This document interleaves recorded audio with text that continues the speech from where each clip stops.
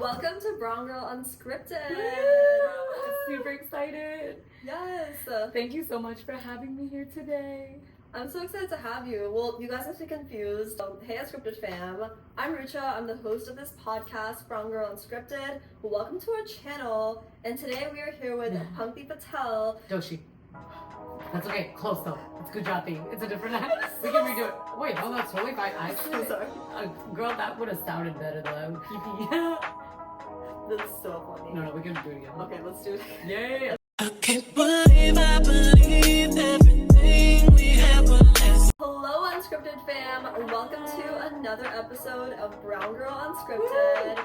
It's your girl Rucha. I'm the host of this podcast, and today we're here with Pankti Doshi. She is a NYC genetic counselor and an events creator for the South Asian community. So we are here with her in her apartment. And it is so rainy outside. Isn't it disgusting out? It is ugly, but we are so excited that this podcast is happening. Thank you so much for having me and super excited to be part of Unscripted. Yes, me too. Guys, literally when I walked in here, it was pouring. I was drenched, and Pankti graciously made me a cup of coffee. I'm gonna go grab it. Yes, literally, please. like, I'm look a at coffee this. fiend and I love making coffee. So I'm super happy and I will make you coffee any day. Or masala chai. Yeah, it's really good though. Thank It has like this chai pienge Yeah. thing on the art. Yeah. Where's this from? I am blanking on the name. It looks like it's from like a small business. It is from of a some small sort. business Etsy store, but I will get back to you on the exact company that gave this over to me. Period. Okay. Well, Pankti, how are you feeling today? How's your day been? It's been amazing. Honestly, life as an events creator and a genetic counselor has been just such a beautiful blend where we were just talking about the fact that I love the independence and the freedom that comes in curating your own day and schedule. And I think that's why every single day I feel like just so happy to be able to be doing what I love at every moment. Yeah. No, honestly, that's amazing. That's literally like living the dream. Yeah. What's your favorite part about it?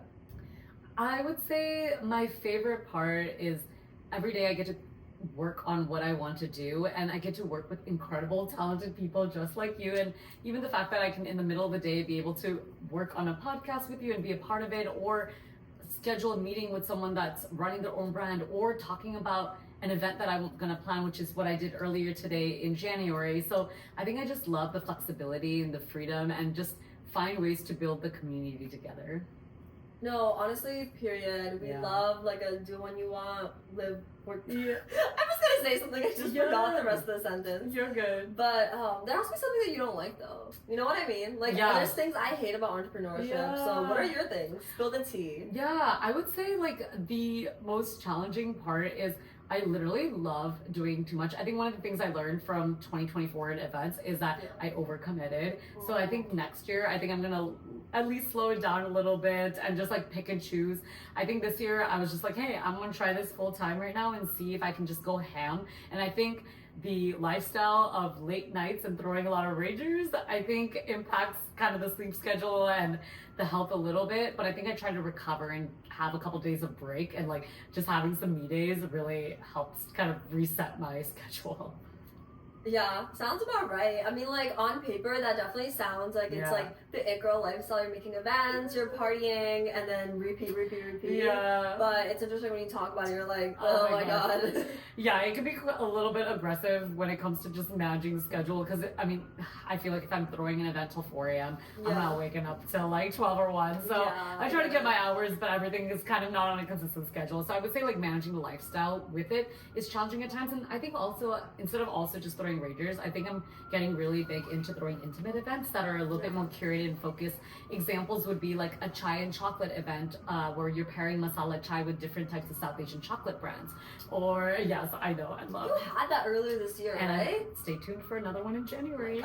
I'm just about planning that. Or another example is an event called Vatavaran, which is where every individual comes in, grabs a cup of chai, sits on a carpet on the ground and listens to a live Bollywood singer, and it's just so vibey, especially during the winter season. It's just something very cozy and comforting instead of a Bollywood party till like 4 a.m. Yeah. You had that recently, right? With Avish? Yes. For Vatavaran, the singer is Avish Jain. He's one of the artists from Masala Mixtape. And so this idea has been inspired by him. And so every 2 months we create this Vatavaran or vibe for the community. That reminds me of you know the audio, right? Dil hai mushkil. Yeah. I just love the Vatavaran of this place. The vibe. The vibes. Yeah. Oh my god. I literally unlocked like a deep memory. Oh, 100%. I feel like we all grew up with like Edil hai mushkil. So like it's really fun to just use that as a stepping point for the event. Yeah. No, that's so funny. But yeah, you mentioned having me days. What is your way of having a me day? Everyone's different. I love that, and I'd love to hear yours too. For my me day, it's getting my sleep in hours. 2, I love my like skincare routine and hair care routine. So it's like kind of just like face mask, putting some like oil in my hair, and just like really taking care of myself on that front. I love coffee or chai, so I'm not joking. Exhibit A. Yes, if you look at my Google Maps, I'm not joking. Every week I try 1 or 2 new coffee shops in the city. So wherever I have to travel, I will do it. I think I'm at 130 spots right now in new coffee Share spots. your like list. I will with share. me. Yes, I will. And if you want to go to any of these spots, or anyone who's listening to this wants a coffee list, I will give you all my recs and ones that I love the best. But I love making coffee, making massage or grabbing a cup wherever I can. So it will definitely involve like sleep, skincare, chai, coffee, and then just like binging a TV show. Like I'm a big fan of Friends, so I will watch, like I've seen the Friends reruns like a million times. So I think it's just like comfort food, watching Friends, laying in my bed, and also probably catching up with some friends or family is like my ideal, just like stay at home, relaxed day. Yeah. Oh, that sounds so cozy and like cute. Yeah. I got to the part where you're like, get my sleep in hours. Yes, I need to I'm dead if I don't get my hours. So I'm like trying to become better about it. We are back. The camera is malfunctioning for a second. But you were talking about your hours and your sleep. Oh yeah, no, I'm like trying to become better at just sleeping more and just gaining that, because I feel like that will set the direction for the day. But yes, I'm a big proponent of having me and self-care days if you can incorporate that into your schedule in some way or form. Yeah, I'll share her coffee Google Maps like thing in the description, because that sounds so I clutch. know, I love coffee. Yeah, there's actually so much in New York City too to explore. I feel like no matter how many times I go out, there's always just more to Exactly. do. Honestly, this is why I love New York City and why I decided to move here in the first place. You can never get bored, and there's something for literally everyone. Whether it's like you're a coffee fiend, or if you just like music, or if you want to just explore bar, or you just want to chill like vibey day. Like I think there's just so much for every single person. Yeah. So guys, she's originally from the Bay Area, right? How would you compare New York City and the Bay Area? Yeah, I actually do think it's quite different. I grew up in California, so Bay Area is like Northern California. I've lived in San Francisco and grew up in this city called San Jose, which is about a suburb an hour south from San Francisco. Just as a side tangent, I've actually lived in SF, LA, Chicago, London, Singapore, and New York. So a bunch of different fun cities. A lot to go yeah, through. There's a lot of different cities for all different reasons, usually defined by like work or my grad school. New York was the actual decision that I made more for friends and just moving here to have fun. So I would say that New York just has access to, I would say, a lot of different variety of things, whether it's fashion, music, art, entertainment. And I think that's something that really attracts me, which I do think that the Bay Area and California has that as well, but I think it isn't to the level and degree that I think New York has. And I think as an event creator and exploring this in the community, I think it's been so much easier kind of doing those events here. There's so much excitement, energy, and people just like really bring the hype here. So I feel very supported and loved for what I've been creating here for that purpose. Yeah, no, that's actually so wholesome. I feel like it just, even like since I moved to New York, like I feel like you've just been at the forefront and center of like any event that like I've gone to that's for South Asians. So Pankti has taken over New York. Oh my god, slowly. No, but all thanks to everyone who's been so supportive like you. Oh, yeah. So what would you say has been like the major difference between like the Bay Area and New York, like from growing up in the Bay Area and then now living in New York as like in your 20s? Like what is that like? Oh my god, I love this question. So I would say the Bay Area, my upbringing was more, okay, so classically I'm a kid of an immigrant family, so I think that definitely had its own cultural upbringing in itself. And by the way, I thought it was incredible to have such cultural parents and like really teaching me, like I'm Gujarati by culture, so really teaching me how to, I know, let's go, teaching me how to read and write and speak. And I think having that relationship with my like extended family, so I really appreciated having that. I would say my educational system was really unique. I was constantly surrounded by South Asian and just Asian people. So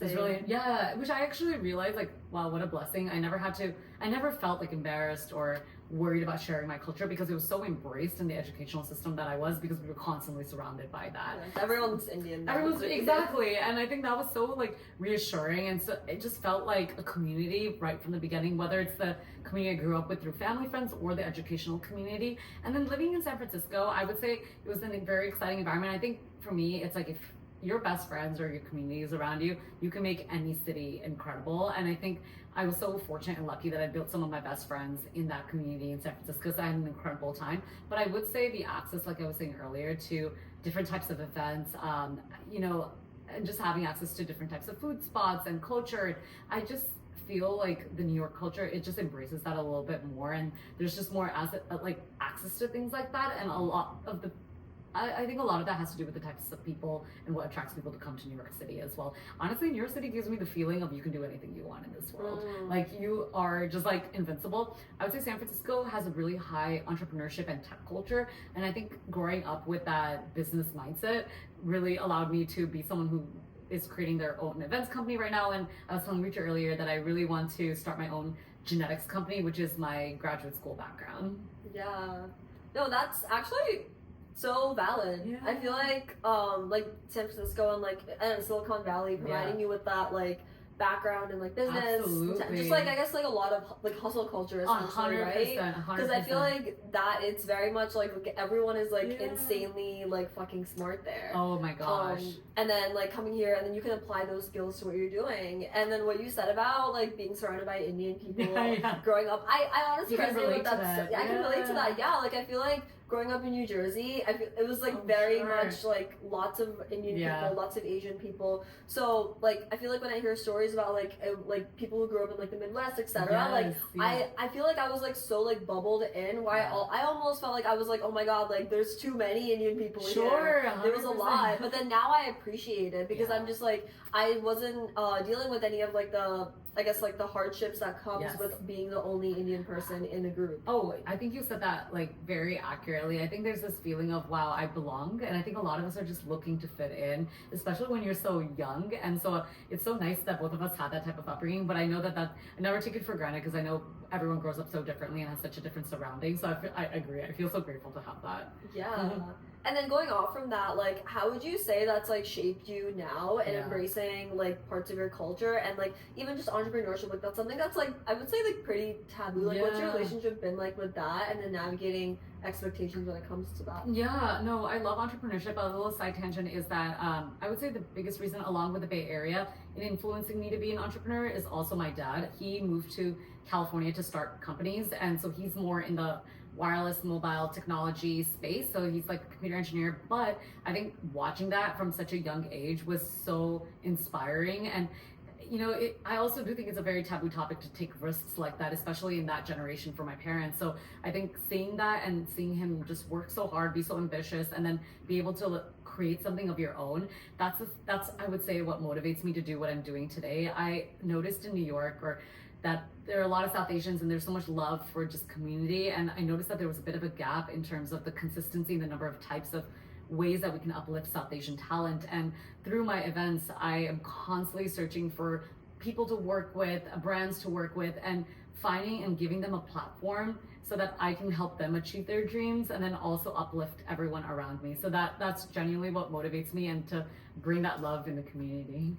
Oh, that's amazing. I mean, guys, for reference, like, she's the reason the Ashki studio got to New York Fashion Week. So literally, like, and she's gonna have another one. Hey, we aiming for a spring New York Fashion Week for Silk Road, back again in hopefully February. Yeah, so you will see that very soon. Yeah. But honestly, that is so inspiring. I think it's amazing how like you've taken that, seeing your like dad like go after his goals and dreams. And you're right, like going after a business opportunity in that generation, that's like so like there's so much stigma and like taboo towards that. And I feel like our parents didn't grow up with that type of risk-taking nature, and they're more used to like stability and consistency. So I was very much inspired by that. Yeah, no, that makes a lot of sense. Even just the act of like leaving everything to go to a different country. Right? Like I was telling my mom about this. I was just like with the business, she's like, oh, like, do you like miss having like a job, etc. And I was like, Mom, you left your entire country to start a life here. Like, girl, you're telling me I'm taking a risk? No, I think what our parents did is insane. I never try to forget that. I'm like, you literally changed cultures, environments. You left your family and your comfort zones to be able to friends. Oh my god, yeah, everything. Like I could never. I couldn't, and so I'm always like in awe of our parents and a lot of that immigrant culture to be able to come to like for further education or for a better life or family. Yeah. No, and it's actually crazy too because like then like I feel like for us, like we're able to do stuff like this with like the risk being a little bit mitigated because there's such a stable ground. There is, I know. Yeah. I honestly think I don't think I would be able to do what I'm doing today if my parents didn't set the platform for me to be able to do what I'm doing today. So I always feel like everyone when they achieve something, I think it is a lot of gratitude towards like the people who've done it before us and all the incredible, like for at least the events, all the incredible South Asian event creators and the people that are continuing to set that platform for all of us. I always think it's like a team effort and we're kind of all in this together. No, 100%. So we talked a lot about career, upbringing, parents. Like, let's dive into friendships and relationships. What has that been like for you since moving to New York? I literally moved here because of friends. I was like, I'm going to choose my love for my besties and move to a city just because of that. So I told myself that if I can get two of my best friends to move to New York City with me, I'm gonna do it. Are you ready, Rucha? Yeah, tell me. We started with maybe 5 friends that moved here, and now over the course of the last 3 to 4 years, there's 100 of us that live in this current Murrah Hill, Kips Bay area that are all my own friends or friends of friends that we've built over the course of time. And there's 100% community that lives right in this area. When I moved here, I lived in a building with 15 friends. It felt like college, you know, like that college dorm life. But I miss that. I know, and I wanted to create that, and it was honestly. It felt like that, but a little bit bougier because we had a little bit of money because we were working. So it felt a little bit nicer than the college life. But exactly, it's something that we all missed. And I felt so fortunate that we have this beautiful sense of community. And I'm a really big believer in investing in your friendships. I take a lot of time every week to, whether it's virtual or in person, to meet one-on-one or just create those group friend environments because that's what grounds me and keeps me stable and like just makes me love my life here so much. Yeah, it's something you said earlier. Like friends can make or break. Like if you if you have your best friends with you, then like that really makes the environment. Because if you're navigating something by yourself, like I feel like it's very easy to just look at it in a perspective that like it's just like intrusive thoughts. You know what I mean? Exactly. But then like your friend adds like a vibe to it, and you're like, okay, period, let's go do this. You know? I know they're the ones that bring the energy, and I'm a big believer in hyping my people up. So like I love that, and anything I can do to just hype my friends and my surroundings is everything. No, period. Yeah, like even when our conversation we were talking earlier, it's like I feel like before I walked into this, I was like, oh my god, like what am I doing? I was having like a weird day. Oh my god. And then we were talking about it. I was like, wow, like she really like makes it seem like things are great. And it's like, I know. I get this, like, I get made fun of all the time that I'm like way too positive, but I honestly, it's good. I know, like, of course I have reality checks, but I really believe that like we're on this planet for such a short time, and if every person in this world can do what they're like meant to do or their strengths are or follow whatever they can, like I would love to help or just be there for that person, or even if it's not like your dream, but it's just if you're having a rough day, like I think so part of why I picked genetic counseling as a career development is actually the counseling.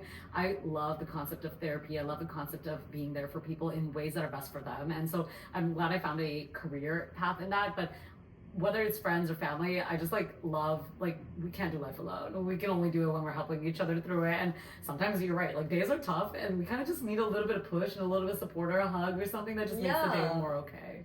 100%. I'm really excited to see where you take genetic counseling in the company, especially. Yeah, no, I'm super excited. What does your end vision for that look like? I want to increase access to genetic testing for everyone, especially South Asians. A lot of the data today on genetics is of European populations and not of South Asians. As a genetic counselor, when I was in training, I got a chance to live in London and Singapore and do a clinical rotation there. That's really yeah, cool. it was awesome. It was like very fun to live abroad, but also learn about the healthcare system. And there's very few genetic counselors abroad. And so what I realized is it's a pretty small field. And what I want to do with my platform is ultimately be that person that people contact to be, hey, I'm about to have kids, or hey, I have a family history of some health condition. I want to be able to provide them the comfort and the knowledge so that they can feel more comfortable with what you've been born with. Yeah.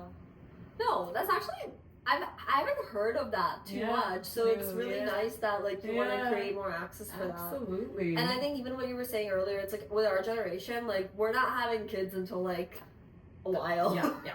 I think it's going to be kind of delayed in, or at least maybe it's the city bubbles that we live in, whether it's New York. I do think people are having kids at a later stage in life as well. So I know there's a lot of stigma and taboo, especially within our culture too. So I just want to make. How do you feel about that? Yeah, I know. I love this one. You can imagine the little stigmas like, oh my gosh, you turned 30 or you're 35.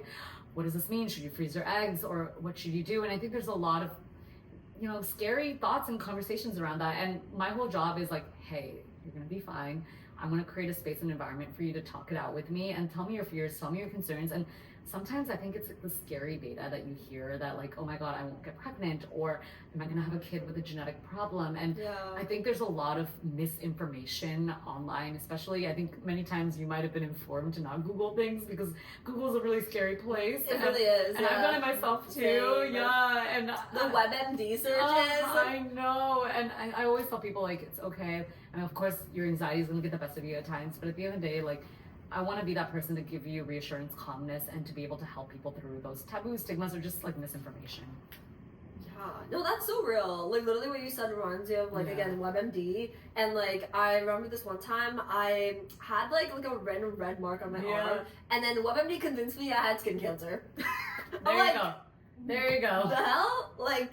I was fine, obviously, but like, But it's scary, like the world, like online is a scary place sometimes, especially when you go down a deep rabbit hole. So I think, I always like love to create spaces and environments where if I can help someone through that, and that's one of my favorite things in life.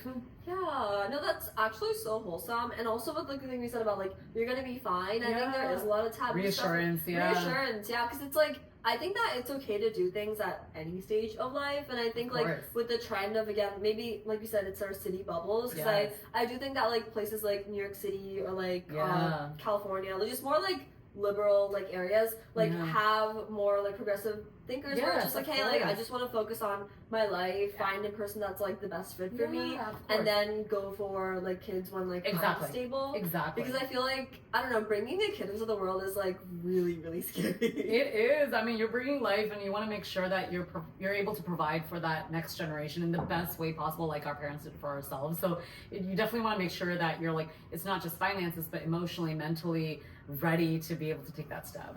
Yeah, and even when it comes to like the relationship specifically, I feel like it's like important to get that stuff sorted out because I feel like if you don't have a good base, then it's like I don't know, like that's scary as hell to me. I think about that a lot, and I'm like, oh my god. Oh, 100%. I know. I always tell everyone like, take your time, do you like? I always say like, you got to know you before you do anything else, and like I'm a big believer in studying yourself. I feel like we're all so complicated people, and like we've all had such diverse upbringings, and like we are the way we are for certain reasons, and we have all of our quirks and like our version of crazies. But like I think like if more people like I try to spend a lot of time studying myself too, and I'm not perfect. I'm still learning and growing as a person, but I'm really a big believer of like change and growth mindset.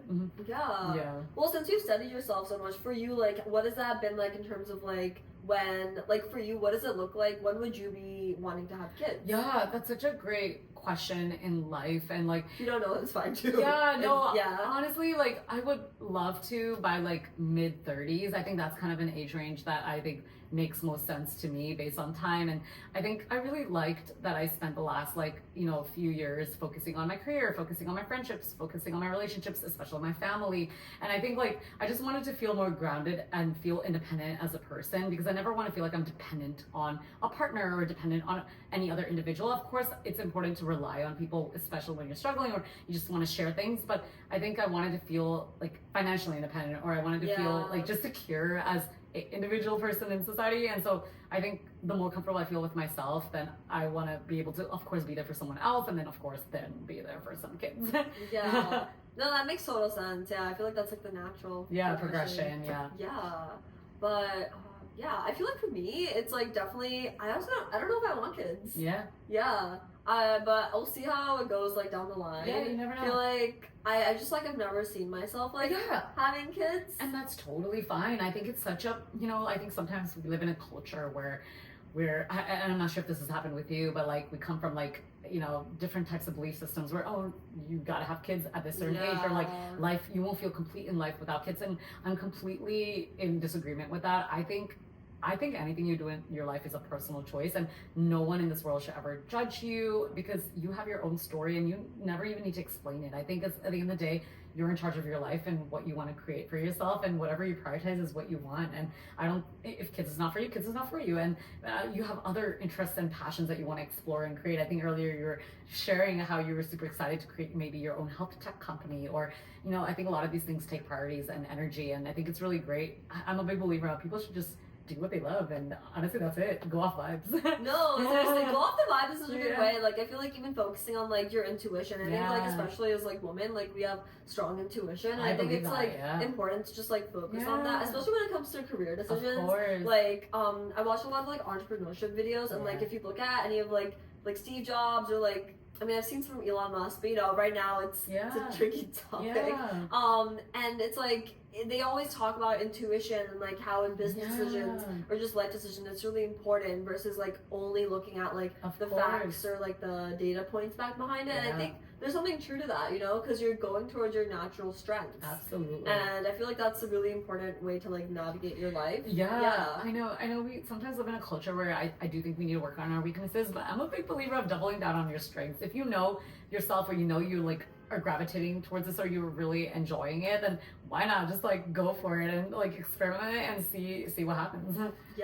No, that's so real. And I wish that was talked about more, honestly, because I feel like again, it does sometimes feel like it's like this bubble that we live in where we all talk about it, but then sometimes when I go outside of like our like New York City bubble, like these same like concepts like are not as present. Absolutely. So it's like, I don't know, how's that been for you, like when you like I guess like leave New York, or like when you're going somewhere and like it's a totally different environment, like how do you navigate that? Because it's such a like positive, like amazing here, and then it's like a different environment. I try to keep that mentality that every individual in this world comes from a different background, different upbringing, different surroundings, and I try not to judge when I come across different thoughts, because at the end of the day I'm learning from that individual. I always try to sustain curiosity or ask a bunch of questions to help understand why the other individual thinks the way they do, and I can't judge it, because who knows, if I was born into that family and that surroundings and that environment, I might even think that way as well. So I try to stay as open-minded as possible and just constantly stay curious.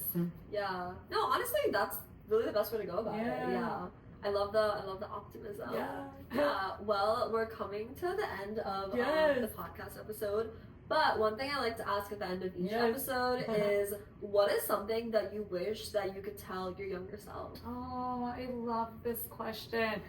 I would say, I think this is something that I have struggled with, where I constantly sometimes worry a lot about the future. I'm a planner by heart, and I'm constantly thinking about what's next. I was doing that even at a very young age, and I think I would sometimes get a lot of anxiety around that. I would tell my younger self that, hey, everything's gonna be okay. It's all gonna work out, and just trust the system. Like, I really think sometimes we psych ourselves out, we worry so much, we get a lot of anxiety about what's gonna happen, and it's so easy to worst case scenario and just like freak out about it.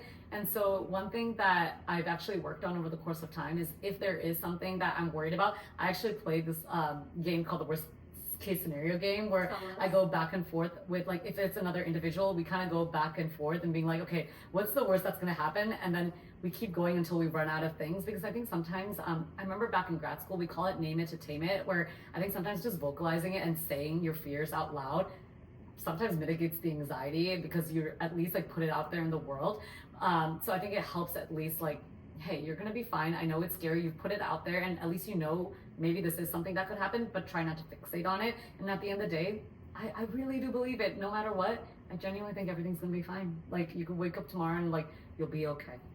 Aw, Yeah. that was so that was so cute. I love that. It's so true though. Yeah. Well, thank you so much for being on the podcast. Oh my god, thank you so much for having me. Ah. I'm like really proud of what you've built and created, Richa. Like I'm very excited to see what you do with the podcast. All the incredible talent that you're bringing under one platform is so inspirational. So big shout out. I think it just stopped, but big shout out to everyone that's listening here. That Richa has done an incredible job, and thank you so much for building a unscripted family for us.